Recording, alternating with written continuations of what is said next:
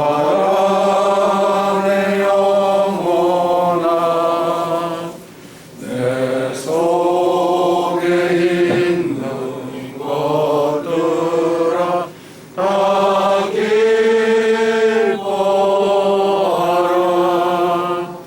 감사하라 내 영혼아 감사하라 내 영혼아 내 속에 있는 것들아 다 감사하라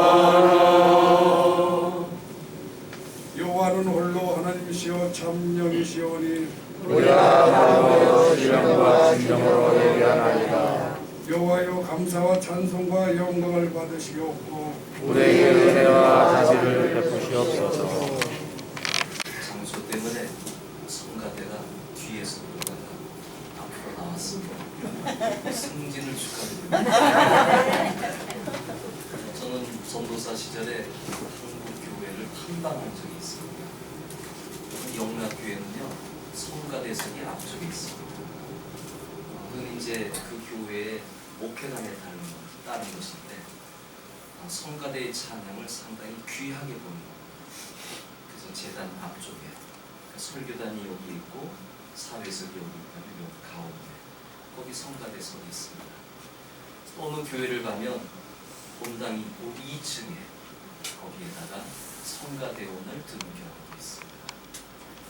그런 경우는 성가대를 좀 낮춰서 보는 건 아니고 예배하는 데서 뒤에 마치 천사장의 나팔 소리가 쫙 퍼지듯이 뒤에서 들려오도록 그런 작용을 하고 있습니다. 근데 보통 일반적으로는 강단 옆에 함께 예배드리는 구조를 가지고 있습니다. 우리 상도교회 성가대원들은 앞자리로 이제 오셨기 때문에 상당히 하나님께서 더 기쁘게 찬양을 받아주실 줄로 믿습니다. 오늘은 가나안 땅에 대한 말씀을 함께 나누고자 합니다. 이 가나안 땅은 애굽의 고센 땅, 다시 말씀드리면 이스라엘이 애굽에서 살던 때의 땅과 상당히 차이가 있습니다.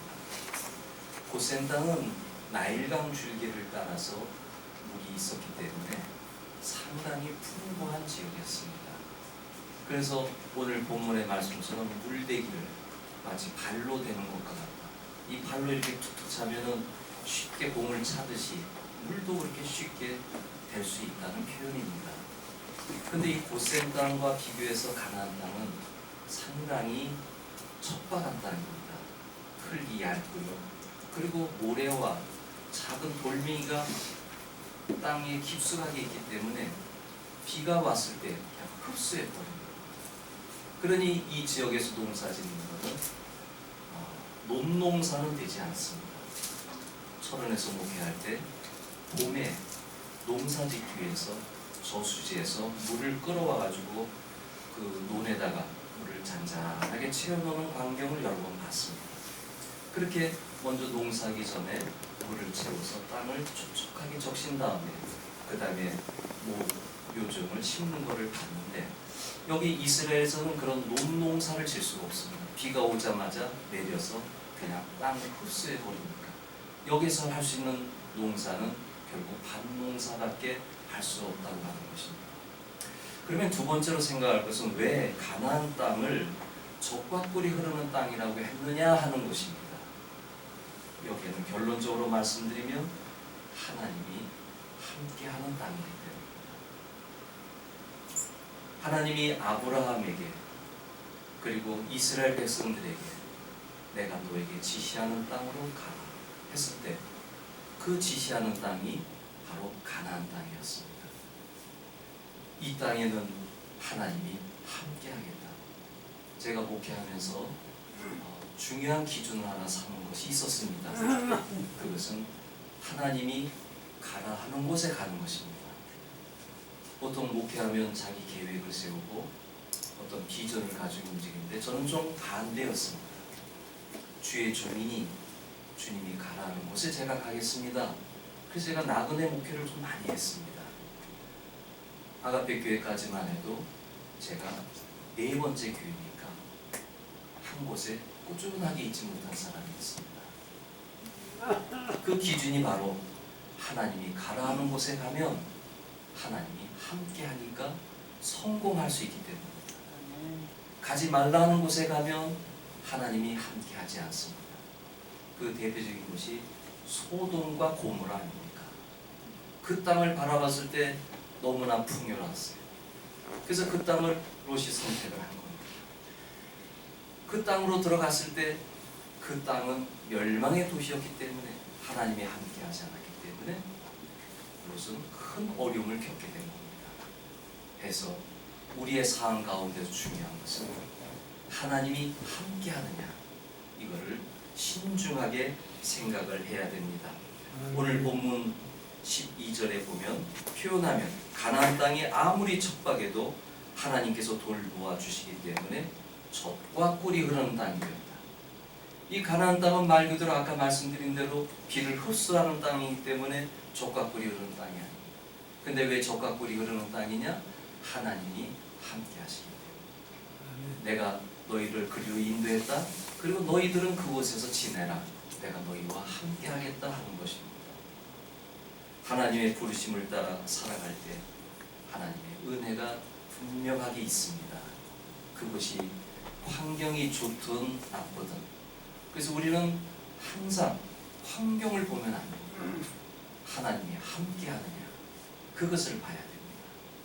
그리스도인의 생명은 하나님이 도와주셔야 됩니다. 이것이 우리가 신앙생활에 중요한 그런 부분입니다. 아브라함이 가나안 땅에 들어간 다음에 있었던 일인데요. 시간이 좀 흘러간 다음에 그의 아들 이삭이 장가갈 때가 됐습니다. 그때 노종 하인을 불러가지고 이렇게 얘기합니다.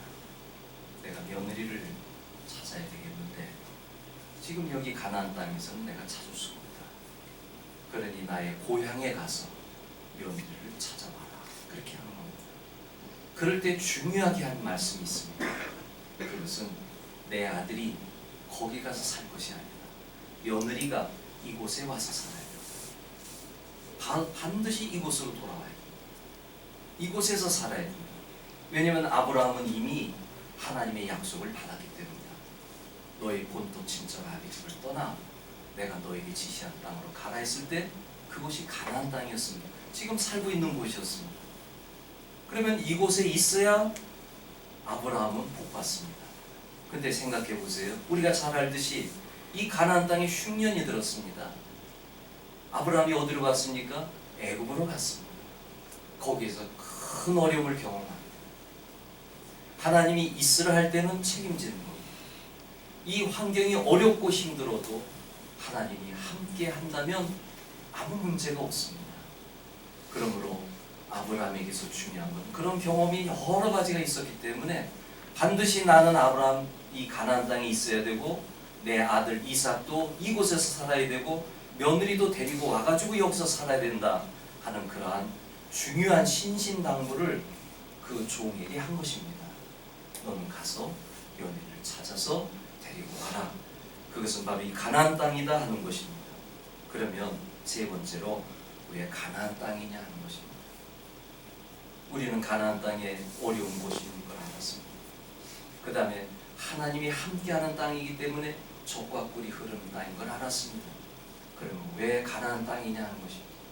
이 어려움의 땅에 왜 하나님이 이스라엘을 불러 모았느냐 하는 것입니다. 여기를 떠나지 말고 여기만 있으라고 하는 것입니까? 그것은 바로 하나님만 의지하도록 만들기 위한 것이었습니다. 이게 아주 중요한 겁니다. 사람은 편안하면 하나님을 떠나갑니다. 큰 어려움이 와도 하나님을 떠나갑니다. 하나님이 가나안 땅으로 이스라엘 인도한 것은 극적인 사건을 보여주기 위한 겁니다. 하나님을 믿어도 평범하게 믿으면 하나님을 알 수 없으니까 하나님을 확실하게 믿게 하기 위해서 이 땅으로 인도한 겁니다. 그 과정 중에 10가지 재앙을 통해서 하나님의 살아계심을 보여줬고요. 그 다음에 홍해를 건너가는 그 광경을 통하여서 하나님이 우리와 함께하는 걸 알게 됐고요. 그리고 광야길을 걸어가는데 낮에는 구름 기둥으로 밤에는 불 기둥으로 인도하는 하나님의 손길을 알았고요. 가나안 땅에 들어갔을 때 이스라엘이 직접 전쟁한 것이 아니라 하나님이 먼저 앞서서 전쟁하는 가운데 그 땅으로 들어가게 해줬고요. 그러니까 이 가나안 땅으로 들어간 모든 여정을 볼 때 하나님께서는 극적인 체험을 하게 한 겁니다. 왜냐하면 믿음을 가지게 하기 위해서, 하나님을 믿게 하기 위해서 그러한 역사를 만들어 내셨던 것입니다. 왜 가나안 땅이어야 하느냐? 하나님을 의존하는 법을 가르쳐주기 위해서입니다. 저는 이러한 하나님의 극적인 사건을 별로 좋아하지 않습니다. 이제 그 이유를 말씀드리겠습니다. 중국의 위나라에 유명한 명의가 있었습니다. 여러분이 잘 아는 편작이라고 하나요? 그 편작이라고 하는 그런 의사가 있었습니다. 이 사람은 소문날 정도로 유명했습니다. 거의 죽어가는 사람을 살려내는 의사로 알려졌습니다. 아주 극적인 의사죠. 어느 날 왕이 편작을 불렀다고 합니다. 편작에게는 형님이 두 분이 더 계셨습니다. 그게 삼형제가 의사입니다. 그래서 왕이 쉽게 물어본 겁니다. 삼형제 가운데 누가 가장 명의라고 생각하느냐? 그러니까 편작이 이렇게 대답했습니다. 제일 큰 형님이 의사 중에 의사입니다. 왜냐? 우리 큰 형님은요, 사람의 얼굴을 보면 이게 병이 생길런지 안 생길런지를 안다. 진단이 가능하다. 그렇기 때문에 형님은 의사로서 미리미리 사람이 아프지 않도록 만들어준다. 그러니까 사람들은 이 형님의 치료를 별로 신중하게 생각하지 않는 겁니다. 왜냐하면 평범하게 치료해 봅니다. 미리 사전에 예방해가지고 이 사람이 아플 것 같으면 그때 치료해주고, 사람이 아파서 올 때도 있잖아요. 그래 딱 얼굴빛만 봐도 치료해주니까, 그래서 나는 우리 형님이 최고의 의사라고 생각합니다. 둘째 형님은 곧 두 번째라고 생각한다 대답했습니다. 왜냐하면 이 두 번째 형님은 환자의 병세가 아주 약할 때, 이미 병에 걸렸어요. 근데 약할 때 그때 치료해 주시는 겁니다. 근데 나 같은 경우는 이미 고통이 있고 힘들고 죽음에 이르고 이런 경우에 내가 치료하니 우리 형님보다, 큰 형님보다 작은 형님보다 나는 좀 수준이 낮다고 하는 거예요. 나 같은 경우는 이미 병이 다 커진 다음에 그제서야 내가 치료를 해주니 내가 무슨 능력이 있는 사람이겠습니까? 이 환자들을 볼 때, 환자들은 의사를 볼 때 그 의사가 거의 고통중에 있는 사람들을 치료할 때 이야 대단한 의사다 얘기한다는 거예요. 자기는 독한 약을 먹여줘야 되고 때로는 살을 베이기도 하고 이렇게 하는 거를 환자들이 보고 사람들이 보니까 나를 명의라고 얘기하지만 실상은 이건 수준이 낮다는 거예요. 제일 큰 수준은 병이 들기 전에 평안하게 살아갈 수 있도록 해주는 큰 형님이야말로 명의 중에 명의다라는 얘기입니다. 여러분, 제가 목회를 하면서 극적인 사건을 저는 직접적으로 경험하진 않았습니다. 근데 간접적으로 경험은 좀 많이 했습니다. 내 눈에 보이는 데서 역사하지는 않으셨습니다. 나중에 뒤에서 그런 얘기가 들려올 때 압니다. 그게 제 목회의 특징은요, 저는 두 가지가 있습니다. 하나는 이번에 감리사를 하면서 제가 경험한 건데, 저는 선교부 총무가 참 힘든 그 위치라는 생각을 해봤습니다. 회계도 그렇고요, 서기도 그렇고 다 일을 해야 됩니다. 회계는요 돈을 매번 계산해야 되고요, 서기는요 감리사를 보좌해가지고 그거 다 기록하고 서류 제공해주고 다 해야 됩니다. 근데 감리사는요 보고만 받습니다. 그럼 감리사 역할이 할 수 있는 게 뭐냐면은 발로 뛰는 것이 아니라 일할 수 있도록 만들어줘. 같이 화합하고 화목하고. 그래서 이번 2년 동안 저는 아주 편안하게 감리사 업무를 했습니다. 그게 제 적성에 맞아요. 제가 러시아에서도 우리 통역사라든가 그리고 교회 제자훈련 받는 분들 또 평신도 지도자들 이런 분들하고 교제할 때 할 수 있는 역할 저는 다독거려주고 함께 어울리고 마음 불편하지 않도록 하고. 근데 러시아의 어느 선교사님은 통역사를 1년에 한 번씩 바꾸는 거예요. 왜냐면 너 통역을 못하니 그만둬라. 또 월급을 더 줄이겠다. 너는 그 정도 실력도 안 되니. 매번 바뀌니까 그 교회는 참 어려운 교회가 된 겁니다. 근데 저 같은 경우는 한 번 같이 했으면 제가 러시아에서 나올 때까지 그와 함께 했고 또 그가 목사가 됐습니다. 그러니까 우리가 하는 일에 있어서 저의 장점은 그것입니다. 여러분이 보기에 좀 답답하시죠? 이렇게 발로 뛰고 막 뭔가 막 움직이고 나가야 되는데 저는 그냥 화목하면서 함께하는 역할을 지금까지 해왔기 때문에 그런 부분이 있고, 그리고 또 한 가지 특징이 있습니다. 저는 이 편작 의사처럼 눈으로 보이게 역사하는 힘은 없습니다. 그런데 지나온 목회를 되돌아보면 저에게는 평범한 목회였습니다. 그게 행복입니다. 제가 하는 현재 아가페 교회도 큰 사건 없이 그냥 평이하게 교인들이 신앙생활합니다. 가정에 큰 문제가 있었던 것도 아니고 어려운 문제 때문에 제가 그렇게 금식하며 기도할 일도 없었고 그냥 평범하게 성도들이 아무 문제 없이 들어와도 복을 받고 나가도 복을 받는 그런 마음으로 이렇게 하는 것이 저는 축복이라는 생각을 합니다. 우리는 보통 큰 사건이 터지고 기도하고 금식하고 문제 해결하면 하나님이 살아계시고 그 종은 능력의 종이고 이렇게 인식을 많이 해왔는데 그렇게 되기 위해서는 얼마나 굴곡 많은 인생을 살았겠습니까? 반면에 저 같은 경우는 평이하게 살아왔습니다. 교회도 평안했고 또 우리 여기 상도교회 교인들처럼 좋은 사람들을 만나고 전 살아왔습니다. 담임 목사에게 손드는 사람도 없었고 그냥 어떻게 하면 아껴줄까 하는 그런 마음으로 성도들이 돌봐주고 그러고 살아왔습니다. 여기에서 우리가 생각할 것이 있습니다. 저 개인의 경험을 지금 말씀드린 것은 이해하기 쉽도록 한 것입니다.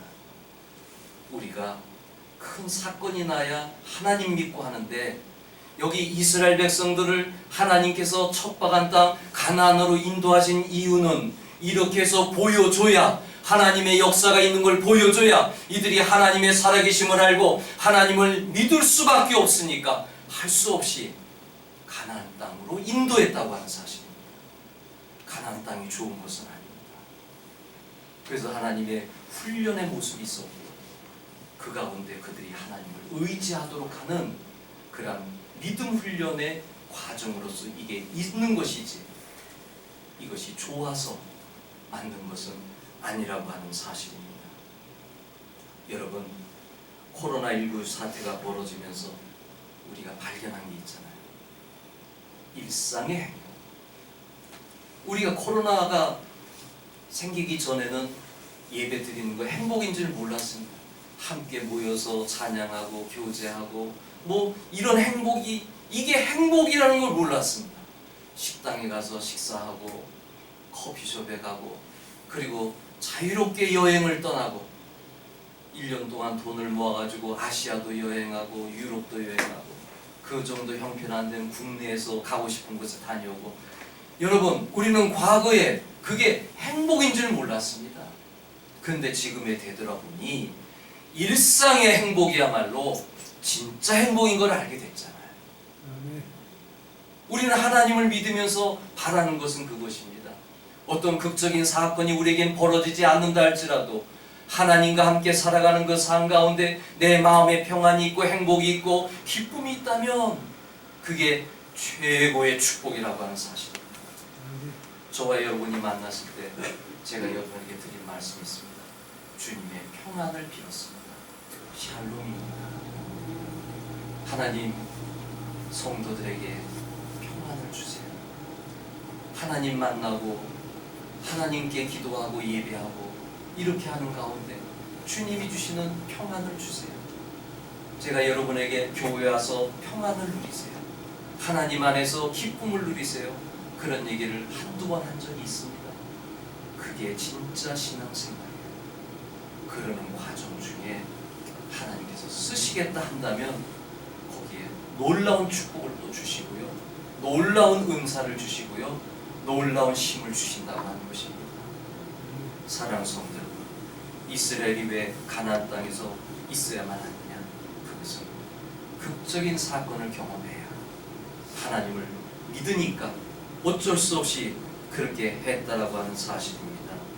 팬데믹 시대에 우리가 이제 결론적인 말씀인데, 지금 우리는 척박한 가나안 땅에 살고 있는 거예요. 지금 팬데믹이 그런 거예요. 코로나가 그런 거예요. 그렇지 않아요? 우리가 얼마나 지금 불편합니까? 일하고 싶어도 일할 수 없고, 나가고 싶어도 나갈 수 없고, 그리고 사람의 힘으로 지면 안 되잖아요. 이스라엘의 가나안 땅에서 이른 비와 늦은 비를 통하여 농사를 짓고 가축을 기르고, 이건 하나님이 이른 비와 늦은 비를 줘야만 가능한 사건이었기 때문에 우리들도 팬데믹 시대를 살아가면서 하나님이 은혜 주셔야 살아갈 수 있다고 고백할 때 여기 하나님의 축복이 있다고 하는 사실입니다. 가나안 땅에 들어오셨습니다. 환영합니다. 하나님께 훈련받으시기 바랍니다. 아멘. 하나님을 더 붙잡으시기 바랍니다. 네. 광야 훈련은 딱 하나입니다. 가나안 땅에 들어가서 훈련은 하나입니다. 하나님을 붙잡고 살아가라고 하는 거예요. 하나님과 함께 살아가라고 하는 거예요. 하나님 버리지 말고 하나님 의지하고 살아가라는 거예요. 하나님과 함께 살아가는 것, 이것이 그리스도인에게는 대단한 축복이라고 하는 것입니다. 도스토옙스키가 있었는데 이분이 젊었을 때 좀 돌아다니면서 생활했던 분입니다. 근데 그분이 두 가지 보는 것이 있었습니다. 이사할 때는 러시아는 종교회가 있는데 그 교회 종탑이 보이는 집을 얻었습니다. 그래서 아침에 이렇게 눈을 떠서 창문으로 보면, 또 집에서 보면 항상 종탑이 보이는 집, 그 집을 계약을 했습니다. 그리고 또 한 가지가 있었는데 그의 손에는 신약 성경이 주어져 있었어요. 그는 신약 성경을 보면서 살았던 사람입니다. 오래전 얘기입니다마는 소망교회 박선희 목사님이 압구정동으로 성전을 건축한 다음에 성도들에게 권면을 했습니다. 여러분, 교회 옆으로 이사 오세요 그랬어요. 왜 그러냐면 새벽 기도를 시키기 위해서. 하나님 만나야 성공하니까. 그래가지고 소망교회는요, 초기에 교회 옆으로 이사하는 운동이 벌어졌어요. 그래서 상당히 많은 분들이 교회 옆으로 이사를 왔습니다. 그래서 그 당시에 새벽 기도에 수백 명이 모이는 교회가 소망교회였습니다. 새벽 기도가 중요한 걸 알았기 때문에 목사님이 그렇게 가르쳐, 또 성도들이 그 기도를 통해서 하루의 삶을 사는 가운데 은혜를 받아. 그래서 시편 기자의 말씀처럼 여호와를 가까이 하라, 그게 복이라 했습니다. 그와 마찬가지로 우리가 금년에 코로나 시대를 살아가면서 가까이 하는 것, 도스토옙스키는 종탑을 바라보고 신약 성경을 바라보듯이, 그리고 소망교회 교인들이 매일 아침 새벽에 하나님을 바라보며 신앙생활했듯이 우리들도 이번 금년 한 해 동안에도 하나님과 함께 하나님을 바라보면서 살아가시길 바랍니다. 아멘. 지금 우리는 어쩔 수 없어요. 지금 이 코로나 시대에 어쩔 수 없어요. 다른 건 못하더라도, 우리는 이 자리와 기도는 못하더라도 하나님은 어느 곳에서든지 만날 수 있으니까, 집에서도 만날 수 있고 걸어가면서도 만날 수 있고 할 수 있는 분이니까 여러분 하나님 꼭 붙잡으시고 하나님과 함께 살아가는 저와 여러분들이 되시길 바랍니다. 오늘 말씀을 생각하면서 하나님 놓치지 않게 해주세요. 하나님과 함께 살게 해주세요. 합심으로 기도하겠습니다. 은혜가 많으신 아버지 하나님, 우리의 삶 가운데 여러 가지 어려운 부분도 있습니다. 특별히 우리 상도교회를 생각할 때 우리가 교회 안에서 지내지 못하고 이렇게 나그네로 살아갈 때 우리가 의지할 분은 하나님밖에 없습니다. 하나님을 더 가깝게 하나님 붙잡으면서 하나님과 함께 살아가는 우리가 되게 하여 주시옵소서. 이 코로나 시대에 가나안 땅처럼 변한 이 시대에 아버지 우리가 더욱 하나님을 붙잡아야겠습니다. 하나님 의지해야 되겠습니다. 주님만 바라봅니다. 주님만 의지합니다. 주님만 붙잡습니다. 아버지 하나님, 우리가 하나님을 가까이 하는 가운데 하나님이 눈동자와 같이 우리를 지켜보아여 주실 줄로 믿습니다. 우리 사랑하는 성도들에게 복을 더하여 주시고 하나님의 은혜를 더하여 주시고 하나님이 눈동자로 지켜보아여 주시옵시고 저들의 모든 삶 가운데 주의 은혜가 풍성해지는 한 해가 되게 하여 주시옵소서. 예수님의 이름으로 기도하옵나이다. 아멘. 아버지 하나님의 사랑과 성령님의 감화 감동하심이 하나님을 바라보고 살아가는 사랑하는 성도들의 머리 위에 이제로부터 영원토록 함께 하시기를 축원하옵나이다.